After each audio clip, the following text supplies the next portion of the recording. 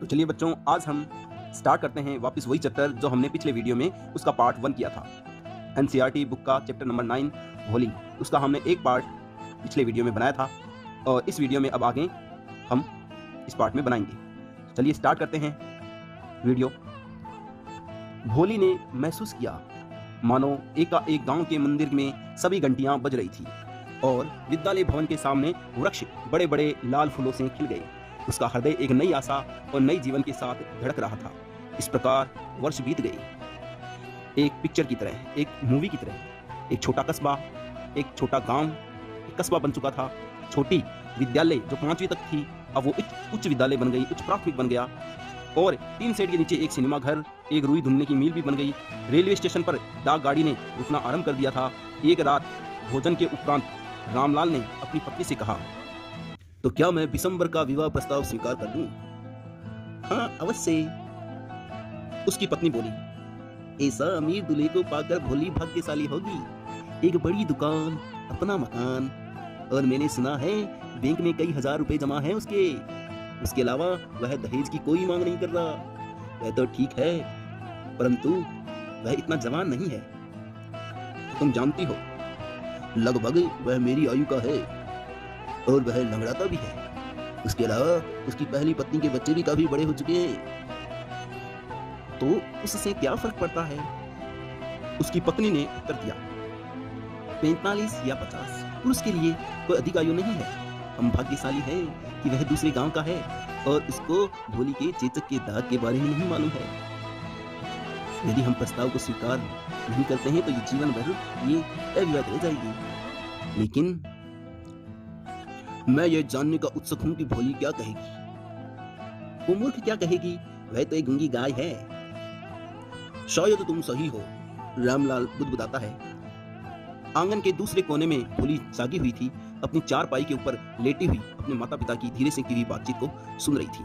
ये अपने भाग्य या अपने जो भारत की विडंबना है कि इतना सब कुछ होते हुए भी एक नारी को उच्च दर्जे से नहीं देखते हैं। एक नारी ही नारी की देखो कैसे जड़ काट रही है। एक तरीके से ये अभी स्टोरी में चल रहा है। बिशंबर नाथ एक समृद्ध पंसारी था।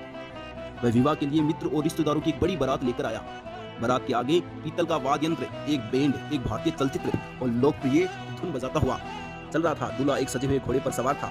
इतनी तड़क भड़क और शान देखकर रामलाल खुश हो गया। उसने कभी सपने में भी नहीं सोचा था कि उसकी चौथी बेटी का विवाह इतना धूमधाम से होगा। इस अवसर पर आई हुई भोली की बड़ी बहनें उसके भाग्य से जलने लग गई थी। जब शुभ घड़ी आई तो पुजारी ने कहा, दुल्हन को ले आओ। दुल्हन वाली लाल रेशमी साड़ी पहने हुए भोली पवित्र अग्नि के पास दुल्हन के स्थान तक लाई गई। दूल्हे को माला पहना दो। बिशंबर के एक मित्र ने उसे याद दिलाया। दूल्हे ने पीले गेंदे के फूलों का हार ऊपर उठाया। एक महिला ने दुल्हन के चेहरे से घूंघट पीछे सरका दिया। बिशंबर ने शीघ्रता से एक उड़ती हुई नजर से देखा। माला उसके हाथ में ठहर रह गई। दुल्हन ने धीरे से घूंघट अपने चेहरे पर नीचे खींच लिया। क्या तुमने देखा? बिशंबर ने बगल में खड़े मित्र से पूछा। उसके चेहरे पर चेचक के दाग है। तो क्या हुआ? अभी तुम भी तो जवान नहीं हो सकता है, लेकिन यदि मेरी उससे विवाह होगा तो उसके पिता को मुझे 5000 रुपए देने पड़ेंगे। रामलाल गया और अपनी पगड़ी, अपनी प्रतिष्ठा बिशंबर के पैरों में रख दी। मुझे इस तरह अपमानित मत करो। 2000 रुपए ले लीजिए। नहीं, 5000। हम वापस चले जाएंगे। अपनी बेटी को रख लो। कृपया थोड़ा संवेदनशील बनिए। यदि आप वापस चले जाएं तो मैं गांव में अपना मुंह दिखाने लायक नहीं रहूंगा। तो फिर निकालो 5000। चेहरे पर आंखों में आंसू बहाते हुए रामलाल भीतर गया। तिजोरी खोली और नोट एक एक करके धीरे धीरे गिने। उसने दूल्हे के चरणों पे नोटों का बंडल रख दिया। बिशंबर के लालची चेहरे पर विजय की एक मुस्कुराहट आ गई। उसने जुआ खेला था और बाजी जीत ली। मुझे मारा दो, उसने घोषणा की। एक बार फिर दुल्हन के चेहरे से घूंघट पीछे सरकाया गया, लेकिन इस बार उसकी आंखें नीचे झुकी नहीं थी। वह ऊपर देख रही थी। अपने भावी पति को सीधे देख रही थी और उसकी आंखों में न क्रोध था, न ही घृणा, मात्र रूखा तिरस्कार था।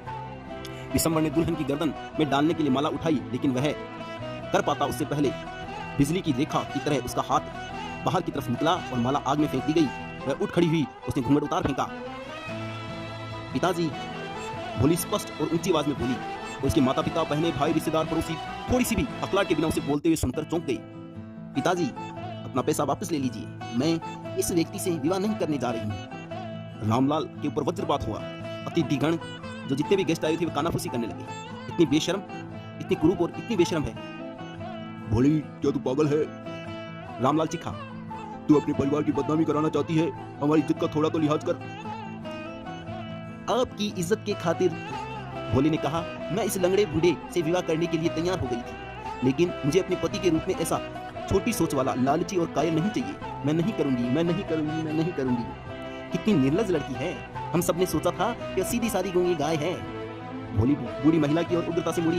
हाँ चाची, तुम सही हो। आप सबने सोचा कि मैं बेजुबान गाय हूँ, इसी कारण आप मुझे इस क्रूर व्यक्ति को सौंप देना चाहती थी, किंतु अब यह मूर्ख गाय हकलाने वाली मूर्ख बोल रही है। क्या आप और अधिक सुनना चाहती हो?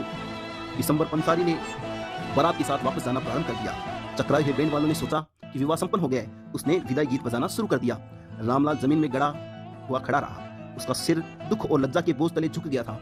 पवित्र अग्नि की लपटें धीमे धीमे बुझ गई। सभी जा चुके थे। रामलाल भोली की ओर मुड़ा और बोला, परंतु तेरा क्या होगा?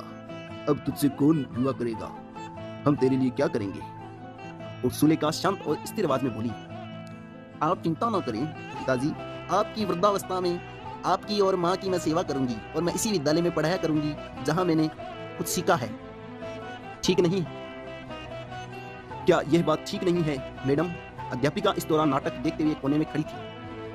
हाँ भोली, निसंदेह, उसने उत्तर दिया, और उसकी मुस्कुराती आंखों में गहरी संतुष्टि रोशनी थी जो कलाकार उस समय महसूस करता है जब वह अपनी सर्वश्रेष्ठ कलाकृति के समापन पे विचार कर रहा होता है कि उसकी कला सफल है कि नहीं। इस स्टोरी से अपने को ये मोरल है कि अगर आप में शिक्षा इस प्रकार प्राप्त होगी, शिक्षा का अगर आप उपयोग करो तब वह शिक्षा है। ये बात भोली है, वो लास्ट में अपने जो शिक्षक है, शिक्षिका है, उसको दिखाती है। इससे वो शिक्षिका खुश हो जाती है और भोली का जीवन आगे के लिए अच्छा हो जाता है। इसी के साथ इस स्टोरी को अपन यहीं समाप्त